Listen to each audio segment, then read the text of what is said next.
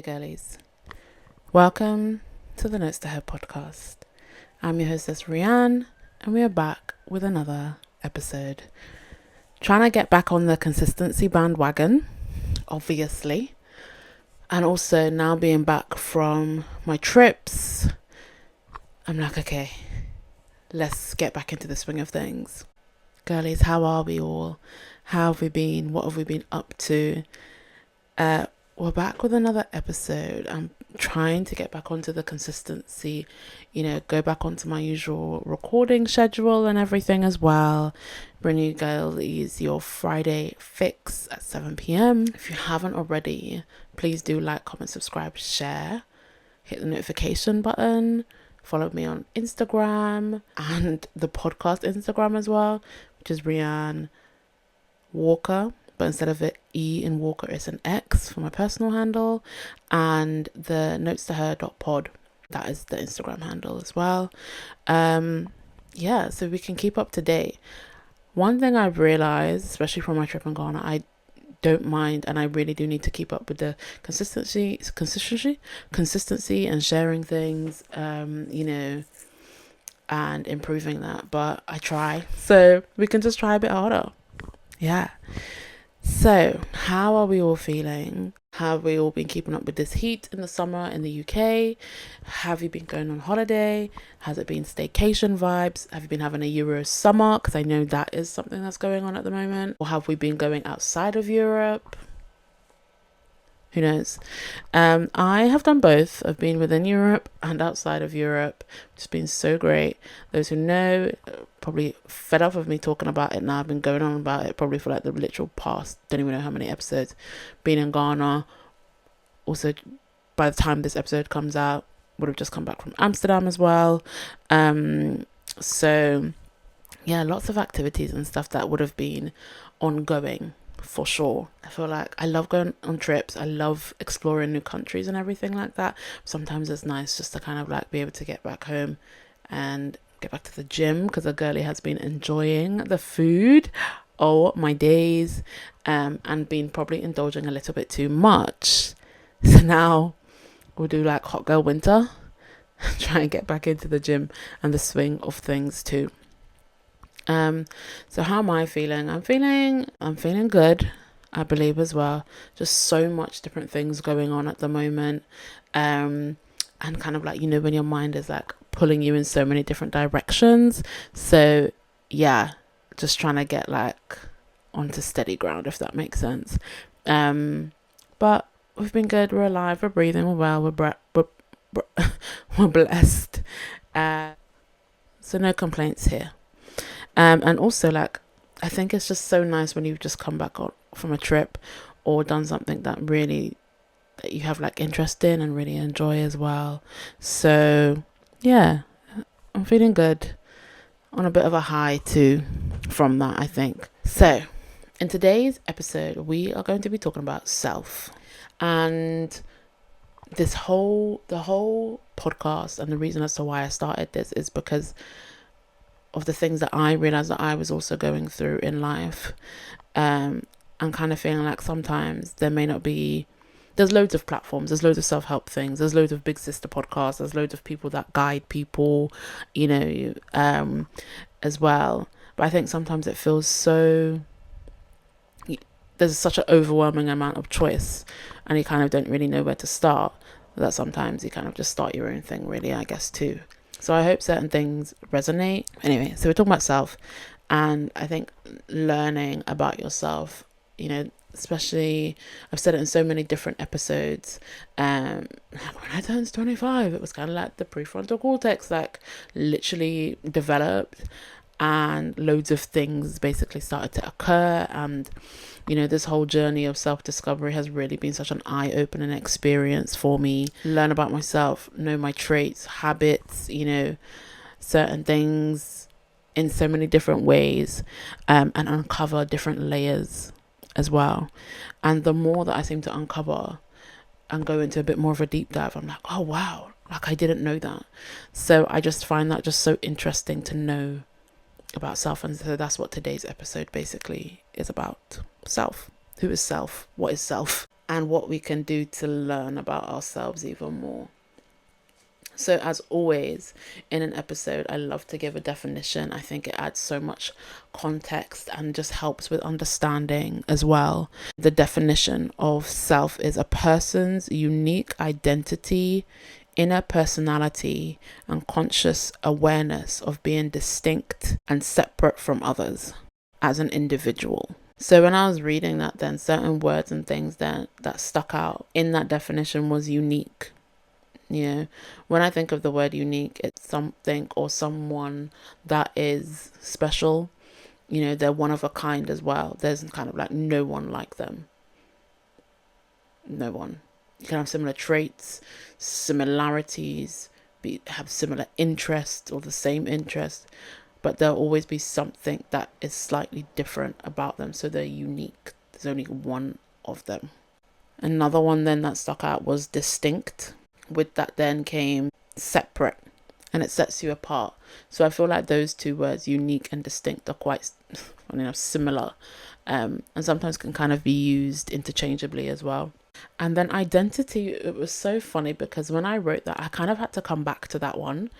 You know, I even put a question mark, and I think for me that was even more so profound because it was kind of like, it goes into, you know, what I'll be discussing today, that sometimes like we don't really know who we are as a person. We don't know our identity or anything like that at times. But then also it's kind of like it just makes up who you are. I was also thinking of like a photo ID, or, you know, when you're registering for something or whatever, you need an ID, something to identify that is you. It's got your picture, it's got your name, it's got your address. You know, there's a specific type of code or something like that to state this is who I am. This is actually me. And then, yeah, inner, you know, inside, internal, it's within you. So those are a few of the words from that definition that really stuck out for me. I was like, oh, okay, what do I think of these things? You know, what's the first thing that comes to mind?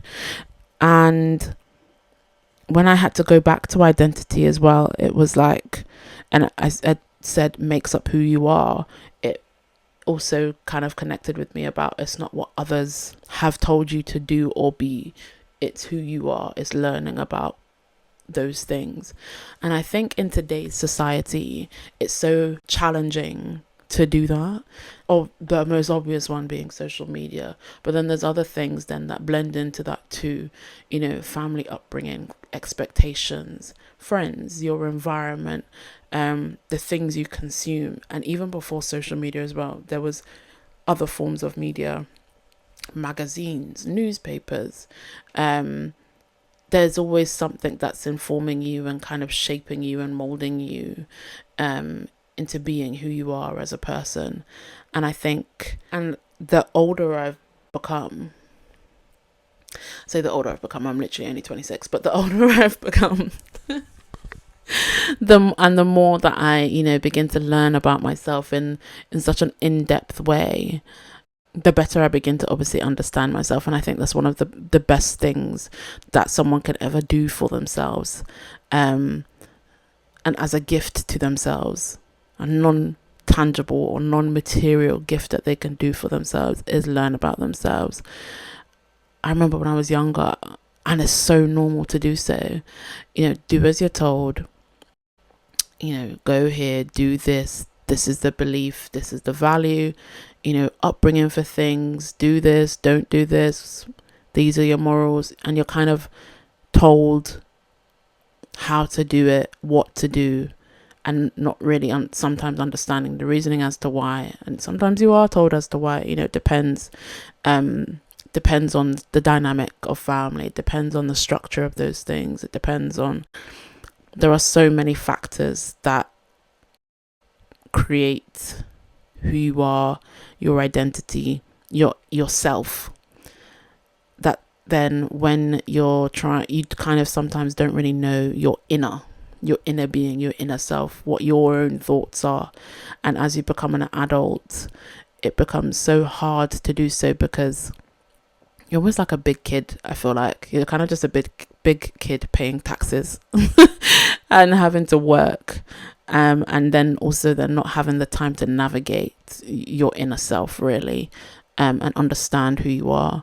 And going based off what other people have said is so easy to do because it's something that we've done all our life, and we try and then navigate that or compensate when we're not told what to do by going on social media or going based off what other people say, rather than listening to our inner self.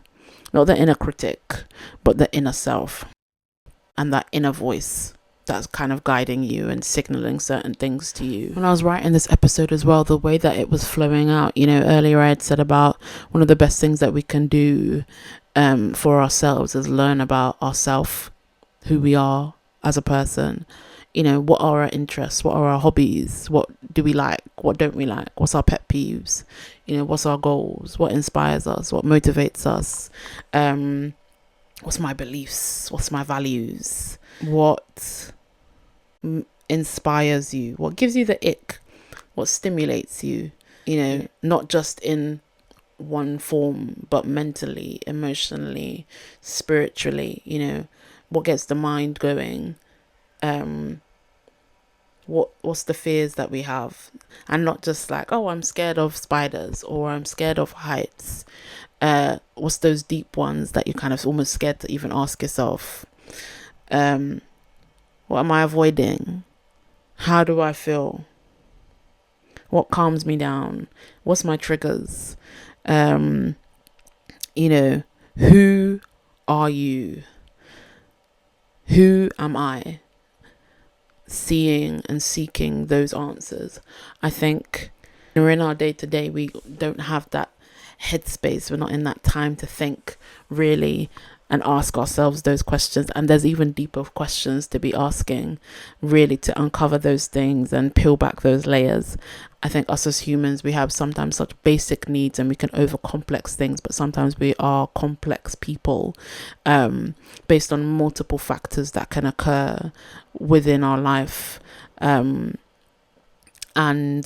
just being able, I think, to take the time to do that is something that is profound.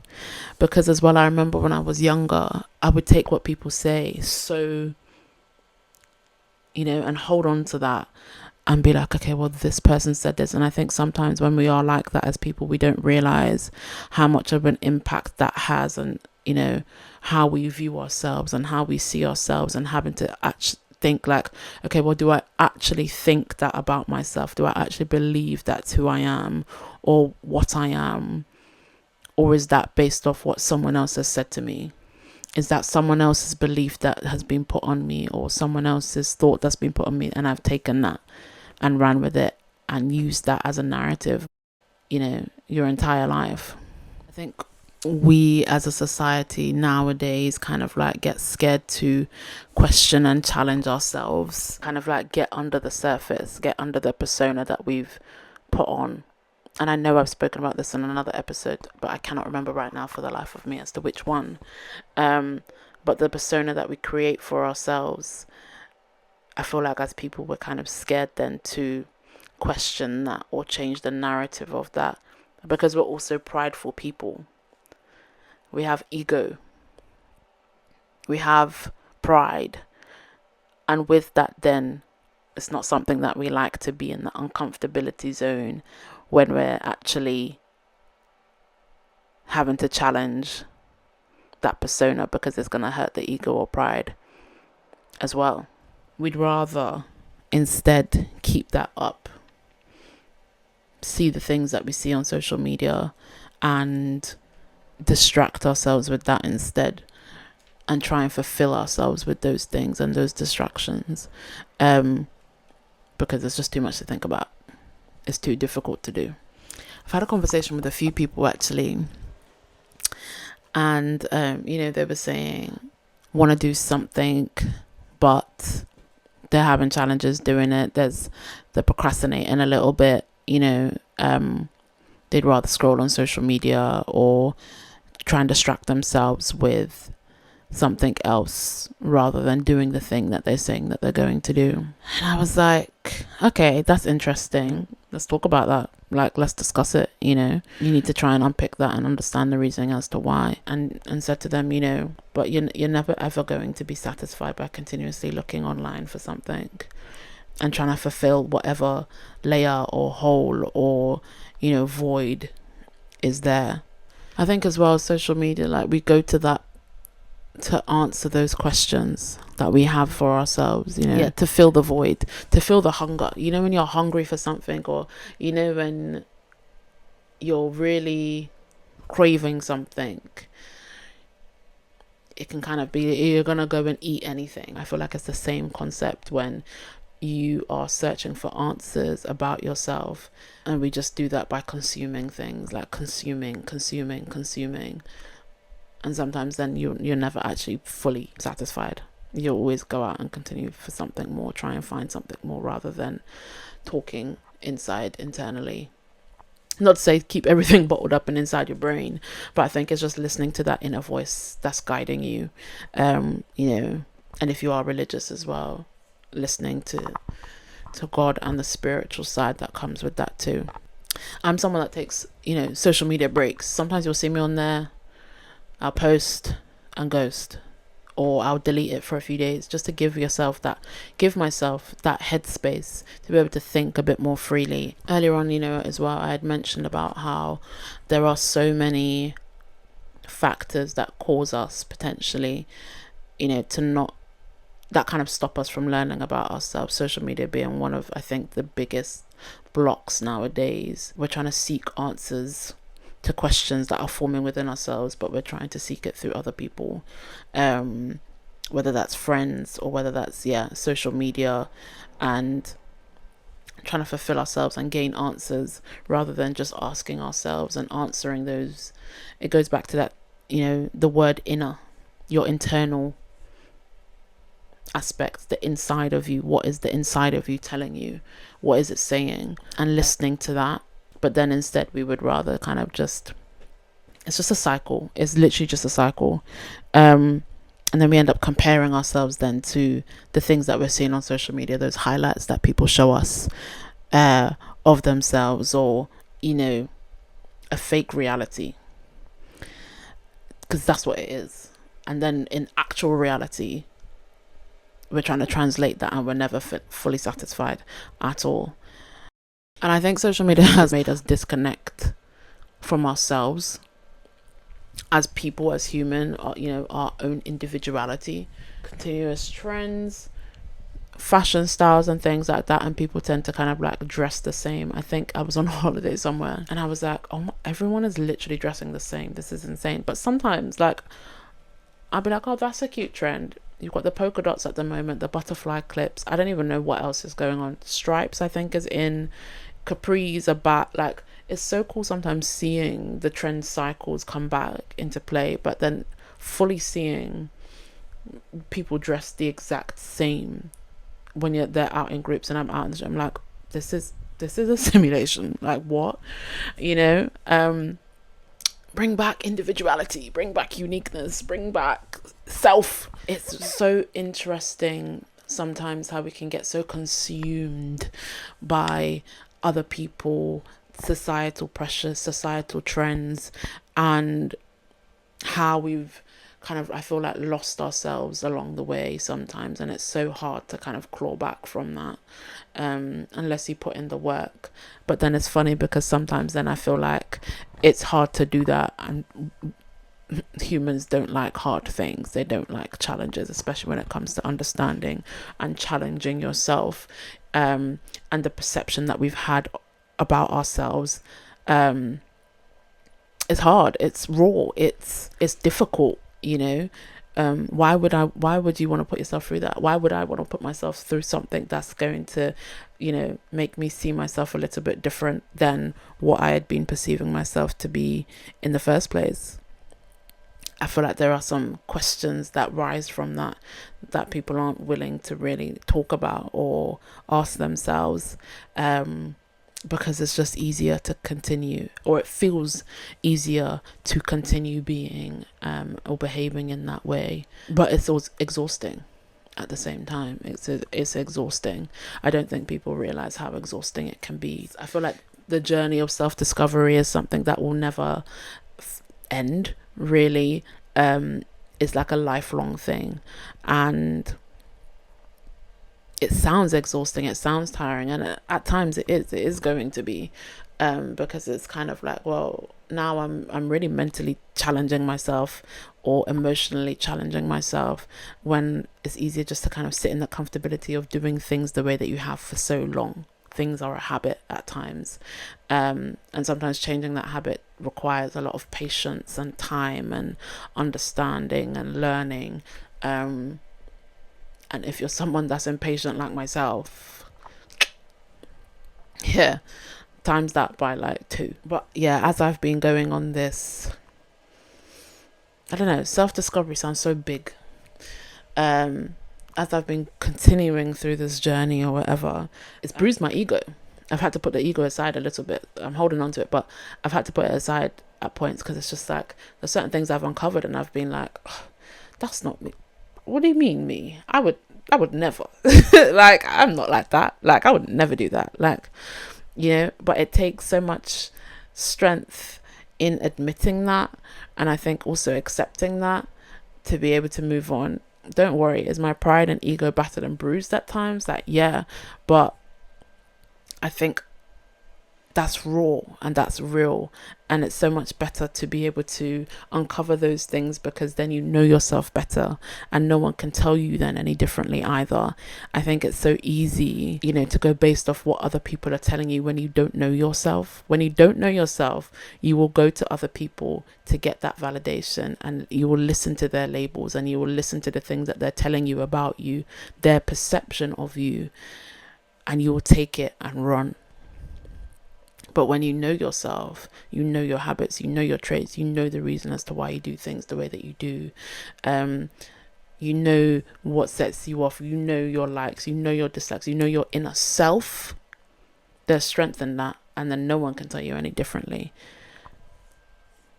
There are things, I think, sometimes when people provide, their perception, whether it's unsolicited advice or you've gone to them, or unsolicited opinions and things like that, and it can be tough sometimes to either ignore that, or you may take it on board and you may think, okay, this is good to know so I can help help myself in that way, and it kind of makes you stop and think. And especially, I don't know, it depends, right? It could be something where it's a potential bad habit, it's impacting them, it's a negative thing. But there's a fine line. I feel like there's definitely a fine line, and when you don't know yourself, it's something that you would absorb, is something that you can take on board without even realizing, actually, not like that. And when you challenge certain things like that too, that other people say, and you're like, actually, that's not me, that's not the label that I'm going to claim, it's a profound thing.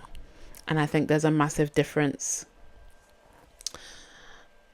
between taking on what someone has said about you and also then admitting it yourself. Actually, I have my flaws. That's another aspect and another layer of knowing yourself. I'm someone that's still learning about certain flaws that I have, and also accepting that and being like, is this something that I want to change? And if it's a yes, then it's like, cool. But I think it's knowing that you'll never be perfect. Knowing yourself isn't about being perfect at all. That's not what I'm getting at. It's just knowing your identity, knowing who you are. Everyone does what they want to do. And navigating how your self-discovery journey looks like, or learning about yourself looks like, is down to you. No one else is going to do that for you. They can help you and they can guide you, but that's for you to do. So girlies, we've come to the end of the episode, and my camera has stopped working again, but we've come to the end.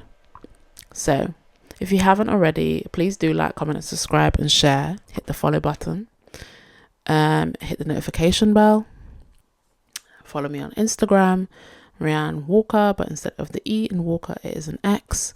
And notestoher.pod. Both handles are for Instagram. And I will see you girlies in the next episode. Loves ya.